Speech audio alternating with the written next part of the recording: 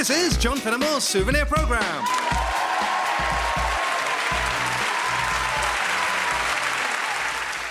Hello.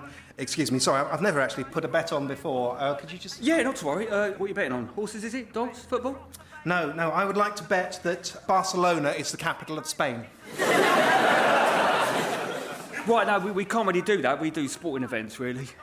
Well, but you take bets on non-sporting things too, don't you? I mean, elections and Oscars. Yeah, but not geography. So why not? Why can't I bet on the capital of Spain? OK, because those other things, elections and that, they're still about things that haven't happened yet, yeah? So it's got to be something in the future. OK, all right, fine. I bet that when I look up what the capital of Spain is, it turns out to be Barcelona. No, Why not? That's in the future. Yeah, but, OK, the problem is, how do we know you haven't looked it up already? How do you know?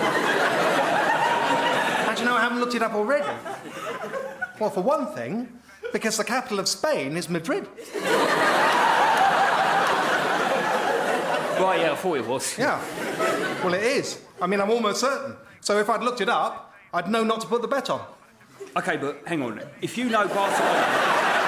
Right, OK, hang on. If you know Barcelona's not the capital of Spain, why do you want to bet that it is? Well, I don't know it's not. I'm not 100%. I'm just pretty certain it's not. So, when this bloke in the pub next door just said he'd bet anything in the world that it was, I bet him £50,000. Oh. Yeah, but the problem is I don't have £50,000. And what if it's one of those trick questions and actually Barcelona is the capital of Spain? So what I thought was, before I check, I'll put on a small bet at presumably very long odds with you guys, just in case, and then I'm covered. Yeah, but why don't you just look it up now and see if you need to? Excuse me, I'm not a cheat. Well, OK, but still, you know, we really can only take bets on stuff that's not happened yet. And whichever of Madrid or Barcelona is capital, and it's definitely Madrid, by the way, I've been there, it's already it. OK, how about this then? Can I bet that Barcelona will be the capital of Spain tomorrow? Well, I don't know. It's definitely in the future. Yeah, I suppose. OK, hang on, I'll ring HQ and check. OK, well, I expect that'll take you, what, 10 or 15 minutes? And now that 10 or 15 minutes have gone by... What did they say? Good news! They say yes, and we can offer you odds of 10 million to 1. Oh, great. Well, here's a fiver on it. See you tomorrow. Or not. Yeah, or probably not. Javier, it is done. The financing is in place. Begin the coup.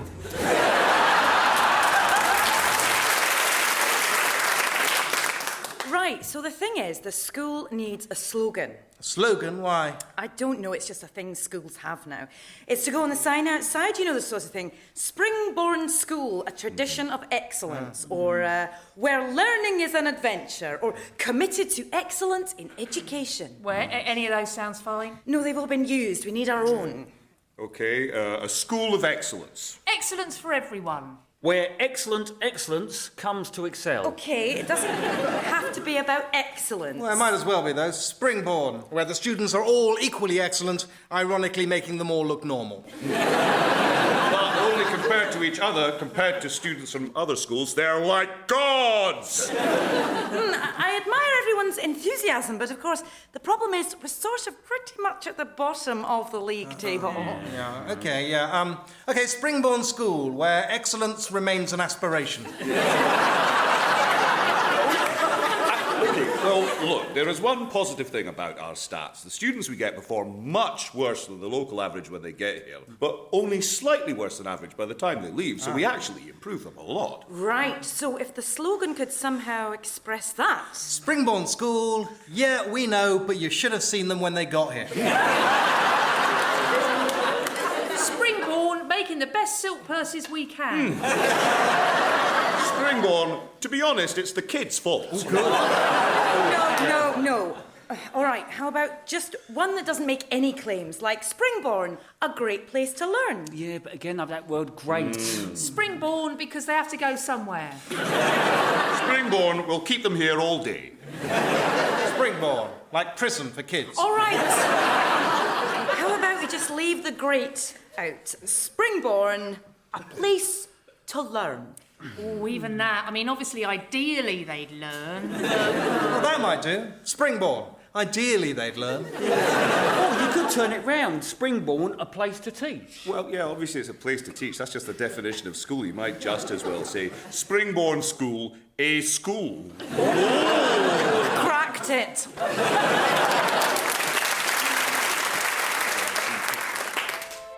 Once upon a time, there lived a wicked queen who owned a magic mirror. And every morning she would stand before the mirror and ask it who was the fairest in the land. And it would tell her that she herself was. Until one morning... Vizier! Vizier, send for my Grand Vizier instantly. Your Majesty, what is the matter? My magic mirror. That is the matter. Your mirror? Yes, my magic mirror. Oh, yes. Is it broken? No, this is a royal secret, Grand Vizier, but know now that every morning I stand before my magic mirror and I ask it, mirror, mirror on the wall, who's the fairest of them all? Yes, I had heard. And then it shows me myself. Astonishing.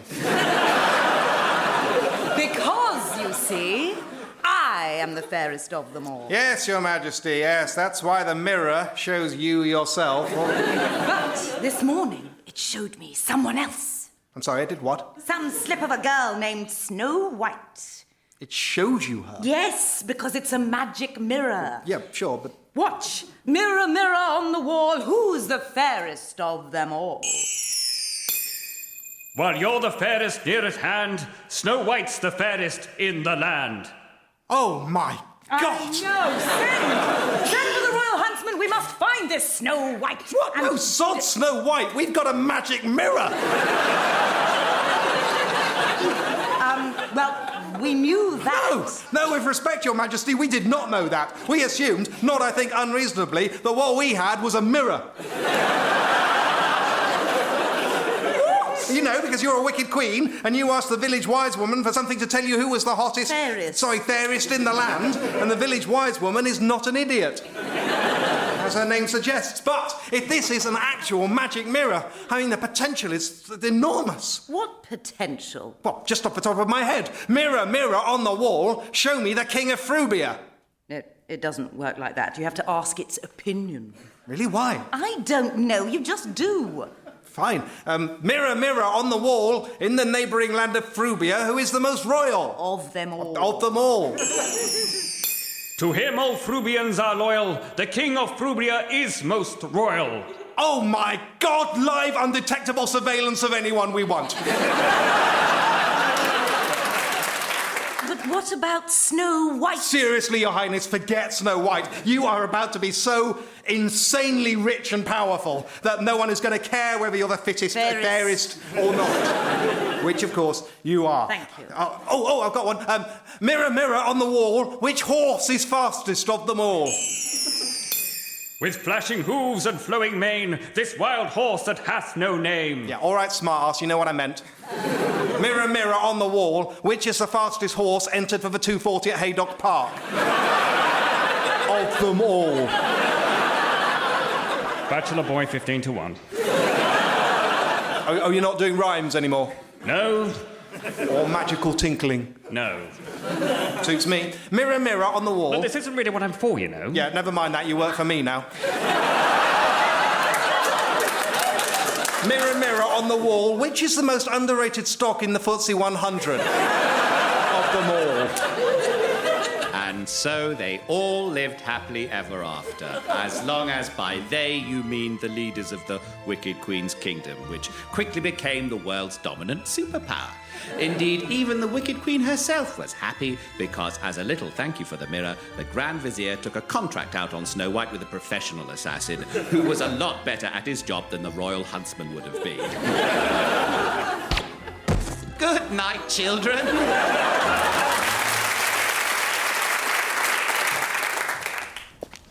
Hello, sir. Can I talk to you very quickly about what we do? A bit busy. I don't know if you've known anyone who's been affected by cancer. Yes. Oh, I'm sorry to hear that. Well, then, you'll appreciate why our organisation is working so hard to try to ban cancer. To cure it? No, we don't just want to cure it. We completely disagree with it. We think it should be banned. don't think that's very practical. Oh, I'm sorry. I didn't realise. Are you a cancer supporter? No. It's all right, sir. You're entitled to your opinion. Now, personally, I'm against cancer, and I think it should be banned. But if you're a fan of cancer, that's up to you. Of course I'm not a fan. I just don't see how you can ban it. Oh, right, because of the free speech implication.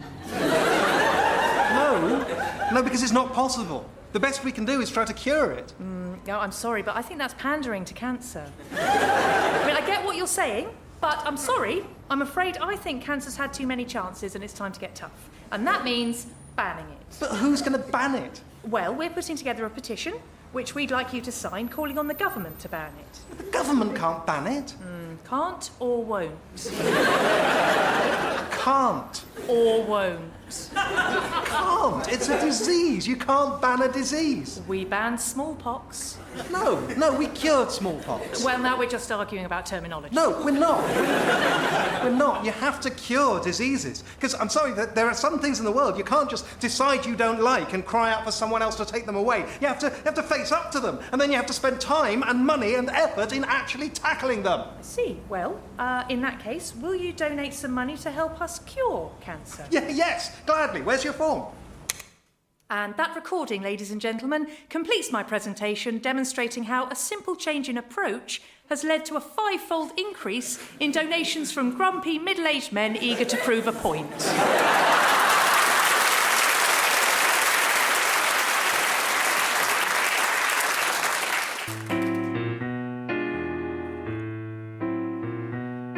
My Mary Lou came back to me on Tuesday. She says she's given up her old hijinks. She said I was her good old boy, and my old heart swelled up with joy. Sometimes even bluesmen get the pinks. On Wednesday, my old hunting dog had puppies. We kept one and we called her Little Minx. She sleeps curled up in my old boot, and there she looks so gold-on cute. She's sure not helping shift those pesky pinks. I've got those pinks, damn pinks. I've got those pinks so bad, I mean so good, so good. The best I've ever had. But I gotta sing the blues, 'cause my baby needs new shoes.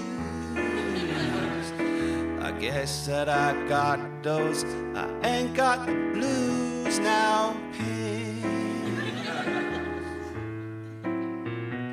I used to be on every list of bluesmen. They love those songs about how my life stinks. But these days I get missed right out, because I'm always blissed right out. Sometimes even bluesmen get the pinks. I've got those pinks, damn pinks. I've got those pinks so bad, I mean so good, so good. The best I've ever had. I've never been so content, but that sure won't pay the rent. I guess that I got those, I ain't got the blues now, Pinks.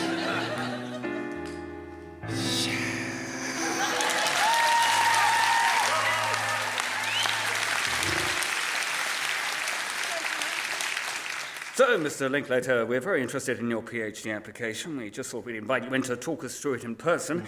As I understand it, it is at heart a comparative analysis of the works of the Bronte sisters. That's right, yes. My aim is to provide a concordance to their entire collective canon.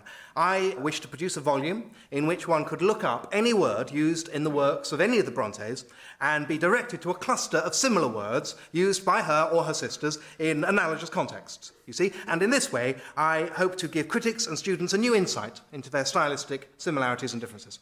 Well, it does sound very worthwhile. My only concern is this. Did you come up with this entire proposal just so you could call the book a Brontosaurus? Yes, I did. Fair enough, application approved. This is Sarah. Sarah is one of life's unsung heroes. Whether it's running up a robot costume in next to no time or being there with the tissues when the boy band splits up, Sarah is the kind of everyday hero we think deserves a helping hand. And so, we at Mulligan's Bank have decided to offer Sarah the interest rate that we do.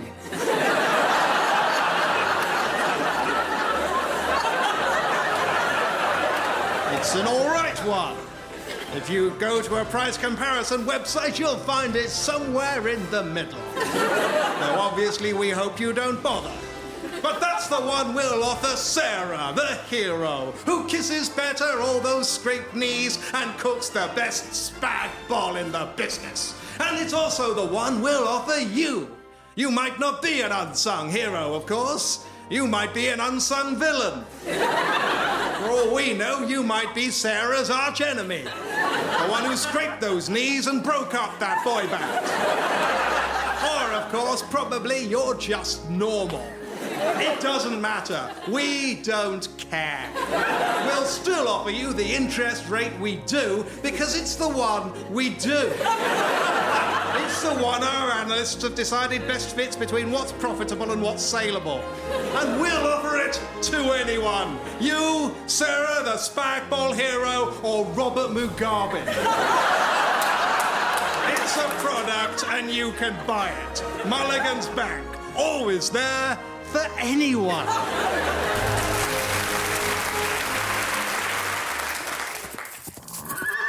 Halt! Who goes there? A true son of York. Thomas is too. The same. You come from the battle. Aye, directly. With what news? Gird yourself, cousin. Terrible news. Almost all really bad. Almost all? The forces met at Wakefield. Those devils of Lancaster were too much for us. Our army was all but destroyed. It's blood! And worst, our noble leader, scion of a great house, Richard, Duke of York, is slain. No! Aye, he died a man's death in the teeth of battle, but he did die. Woe is us! Truly. But you said not all bad news. Oh, no. Well, there is one good thing. Aye? Some of the lads were working it out on the way back. We think this is going to make it much easier to remember the colours of the rainbow.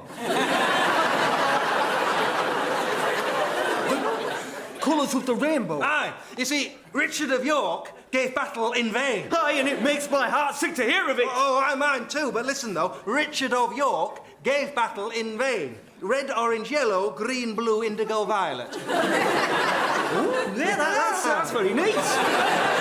It's good, isn't it? It's really memorable. Yeah, it's very good, like even the off words, isn't it? I know. And I'm not saying it isn't a crushing disaster for us and our cause, but at least the rainbow thing is Well, it's a silver lining, isn't it? It's a silver line. Hey, it's a good job he went from Leeds, isn't it? Aye. Well, today would have been a complete washout.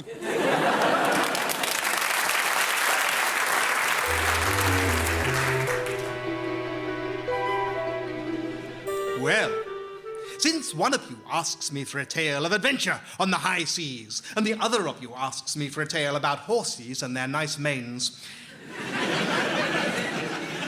I believe I have a story that will satisfy you both, professors. It took place when I was a young man and restless to make my mark upon the world. Lindbergh had just become the first man to cross the Atlantic by air, and this inspired me. Perhaps I could yet be the first to cross it by sea. Eventually, a little research convinced me that ship had quite literally sailed. What then could I be the first to cross the Atlantic by? Hot air balloon? Too easy. Train? Too difficult. Then what about by horseback? At first, the idea seemed like madness, but was it? Yes. But was it? After all, horses can swim, can they not? And the Atlantic is made of water, is it not? Therefore, why should not a horse swim the Atlantic with me on its back, carrying me to New York and the history books? And, as luck would have it, I still owned my own childhood horse, Mr. Floofy Whiskers. This curious name, I should explain, came about because what I really wanted when I was a boy was a kitten, but my parents gently explained to me that we couldn't have a cat because we had too much space. And I would have to have a horse instead. A disappointment then, but a blessing now. Come, Mr. Floofy Whiskers, I cried. If we are to cross the Atlantic, we must get in training. Meow! Oh, yes, I also raised him to think he was a cat. Training was an arduous affair. For a start, the staff of Camden Public Swimming Baths would keep on insisting that they had a no-horse policy. In vain did I try to explain that this was in aid of a landmark maritime expedition, and in vain did Mr. Floofy Whiskers try to explain that he was in fact a cat. Meow! And then, as if this wasn't enough, we were interrupted mid-training swim by a woman from the RSPCA. Excuse me, I'm a woman from the RSPCA. She said, which is how I knew. How can I help you, said I? We have received reports that you are planning to make a horse swim to America. That's right, yes. Can we get you anything?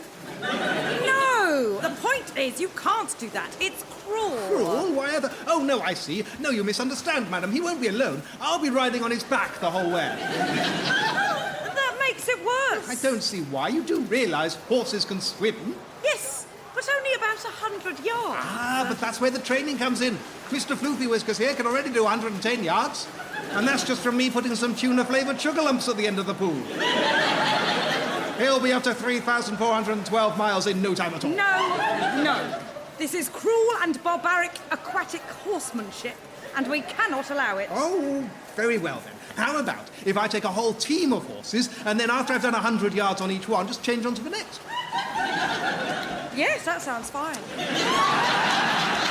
So that's what we did. A fortnight later, I set out from Southampton docks, mounted on Mr. Floofy Whiskers and accompanied by my support vessel, HMS Impermeable, carrying my food, water, compass, and 1,056 backup horses. After 100 yards, we all stopped, and I dismounted and swam round in circles whilst Mr. Floofy Whiskers was winched aboard and a fresh horse was lowered into the ocean for me to mount. This process was repeated every 100 yards, and in this manner, we crossed the Atlantic.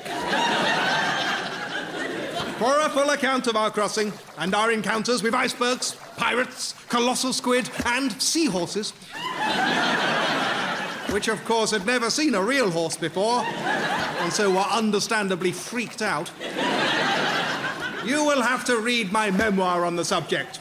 Changing horses in midstream, I see now why they say not to do it. Anyway, for now, suffice it to say that 9 years later, we had almost reached New York. In fact, we were exactly 1 mile out from the edge of the docks when a dinghy appeared before us and a customs officer hailed us through a megaphone. What is the purpose of your visit to the United States? No reason, really. I hailed back, not needing a megaphone, because I am English and can project. No reason. No, didn't particularly want to come, actually. Ghastly place from what I've heard. I just wanted to cross the Atlantic, though, you see, and you happen to be on the other side of it. Okay, do you have anything to declare? No, nothing at all. It's just me, a battleship, and 1,057 horses. Sir, you can't bring livestock into the United States. I'm going to have to ask you to turn around and go back the way you came. I'd really rather not do that. Sorry, sir, you do not have permission to come any closer. I'm afraid at this point I lost my temper. Is that so? I roared. Well, sir, a fig for your permission. This is His Majesty's battleship HMS Impermeable, and we are entering your harbour, permission or no. At this point, the captain of the Impermeable spoke up. No, I'm afraid I'm not sure I have the authority to do that. Authority? Cried I. Good Lord, man. Do we no longer encourage you to act on your initiative in the Royal Navy? They do, sir, yes, up to a point. But they don't really encourage us to launch a unilateral invasion of the United States. Very well, said I. You and your ship may stay here if you please. Who needs you? I have enough horses here for an entire cavalry regiment. Saddle them all up. I shall ride them to New York. What, all of them? Yes, all of them. What, widthways? No, obviously not widthways. Don't be absurd, man. Have them stacked. Well, my orders were obeyed. And I began to mount. In some ways, clambering up the side of the teetering stack of over 1,000 horses was the hardest part of the adventure. When I finally reached the summit of the horse stack, lower level clouds wisping around my head, I was pleased to discover that Mr. Floofy Whiskers was the uppermost horse. I tried not to think too much about the bottommost horse. I patted him and fed him some pilchard-flavoured hay. Well, here goes then, old lad, I said to him. New York or bust. Now then, giddy up. This, I concede, was a tactical error. I'll say one thing for sitting on top of a stack of 1,057 horses as they topple towards the Atlantic Ocean. It takes longer than you'd think. I occupied the time doing some mental arithmetic.